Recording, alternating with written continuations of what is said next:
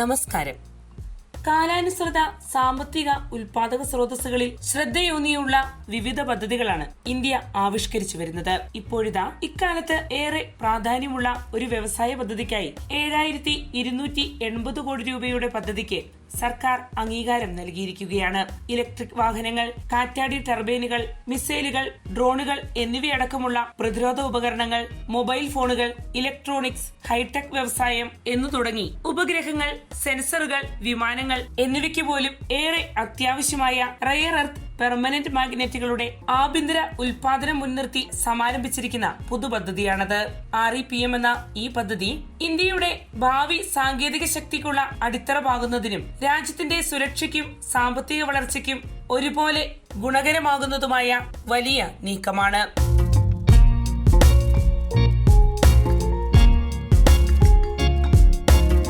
നിലവിൽ India rare earth മാഗ്നറ്റുകൾക്കായി വിദേശ രാജ്യങ്ങളെയാണ് ആശ്രയിച്ചു വരുന്നത്, പ്രത്യേകിച്ച് ചൈനയെ. വികസിത രാജ്യമെന്ന ലക്ഷ്യം മുൻനിർത്തിയുള്ള ഇന്ത്യയുടെ പ്രയാണത്തിന് വിഘ്നം വരുത്തുന്ന ഏതെങ്കിലും ഒരു നീക്കം നിലവിൽ ഇന്ത്യ ആശ്രയിച്ചു വരുന്ന ഇത്തരം രാജ്യങ്ങളുടെ സമീപത്തു നിന്നും ഉണ്ടായി ഇന്നത്തെ തന്ത്രപ്രധാന വ്യവസായ രംഗത്തിനടക്കം ഏറെ പ്രാധാന്യമുള്ള മാഗ്നറ്റുകൾ പോലുള്ള നിർണായക ഘടകങ്ങളുടെ വിതരണം തടസ്സപ്പെടുന്ന സാഹചര്യമുണ്ടായാൽ അത് രാജ്യത്തിന്റെ പ്രതിരോധ രംഗത്തിനും വ്യവസായ മേഖലയുടെ വളർച്ചയ്ക്കും വലിയ വെല്ലുവിളി ഉയർത്തും. ഇത്തരമൊരു സാഹചര്യം ഇന്ത്യ അഭിമുഖീകരിച്ചിട്ടുമുണ്ട്.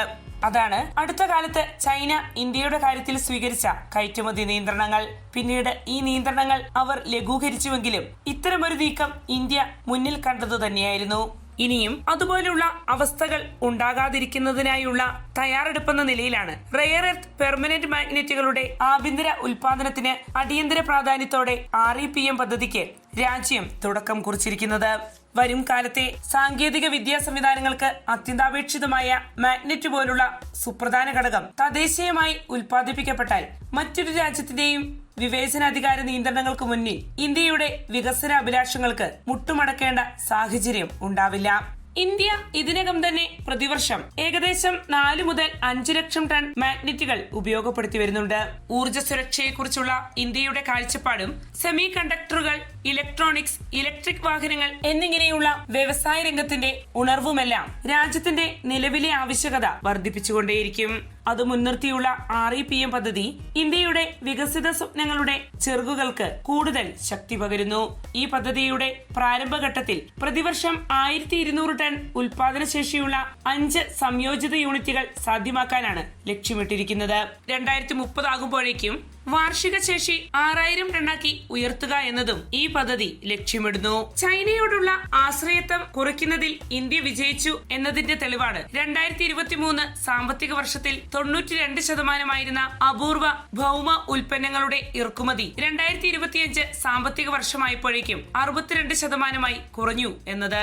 ഇന്ത്യ ഇതിനകം തന്നെ നാഷണൽ ക്രിട്ടിക്കൽ മിനറൽസ് മിഷൻ ആരംഭിച്ചിട്ടുണ്ട്. ഈ പദ്ധതിക്ക് കീഴിലുള്ള പര്യവേക്ഷണത്തിനായി 1,200-ലധികം സൈറ്റുകളാണ് നിലവിൽ സജീവമായിരിക്കുന്നത്. ആഗോളതലത്തിൽ മുന്നേറ്റം അടയാളപ്പെടുത്തുന്ന ഉൽപ്പന്നങ്ങൾ, സാങ്കേതിക വിദ്യകൾ, വ്യവസായങ്ങൾ എന്നിവയിൽ ആധിപത്യമുള്ള ഒരു രാജ്യമായി മാറുന്നതിനായുള്ള അടിത്തറ പാകാൻ ഇതുപോലുള്ള പദ്ധതികൾ വഴിതുറക്കും. ഉൽപാദന സ്ഥിരത കൈവരിക്കുന്നതോടെ ഇറക്കുമതി ചെയ്യുന്ന കാന്തങ്ങളെ ആശ്രയിക്കുന്നത് പൂർണ്ണമായും ഒഴിവാക്കാൻ REPM പദ്ധതി വഴിതുറക്കും. പുതുപദ്ധതിയെക്കുറിച്ച് കേന്ദ്രമന്ത്രി അശ്വിനി വൈഷ്ണവ് പറഞ്ഞു.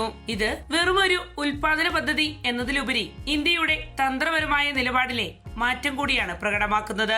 REPM പദ്ധതി രാജ്യത്തിന്റെ ആവശ്യങ്ങൾ നിറവേറ്റുക മാത്രമല്ല, രാജ്യത്ത് ഉൽപ്പാദിപ്പിക്കുന്ന മാഗ്നറ്റുകളുടെ കയറ്റുമതി സാധ്യതയ്ക്കും ഈ പദ്ധതി വഴിയൊരുക്കുന്നു. അങ്ങനെ മിക്ക രാജ്യങ്ങളും ബദലുകൾ തേടുന്ന ഒരു വിപണിയിൽ വിശ്വസനീയമായ ഒരു ആഗോള വിതരണ രാജ്യമായി ഉയർന്നു വരുന്നതിനും ഈ പദ്ധതി ഇന്ത്യയെ സഹായിക്കും. ഊർജ്ജം മുതൽ പ്രതിരോധം, നൂതന സാങ്കേതിക വിദ്യ എന്നിവ പുരോഗതി പ്രാപിച്ചു വരുന്ന ഇക്കാലത്ത് നിർണായക ധാതുക്കളിൽ രാജ്യത്തിന് സ്വയം പര്യാപ്തത അനിവാര്യമാണ്. രാജ്യത്തിന്റെ 79ാമത് സ്വാതന്ത്ര്യദിന ചടങ്ങിൽ പ്രധാനമന്ത്രി നരേന്ദ്രമോദി ഊന്നിപ്പറഞ്ഞ കാര്യമാണിത്. അദ്ദേഹത്തിന്റെ ആ വാക്കുകളാണ് ഇത്തരം പദ്ധതികൾ വഴി യാഥാർത്ഥ്യമായിക്കൊണ്ടിരിക്കുന്നത്.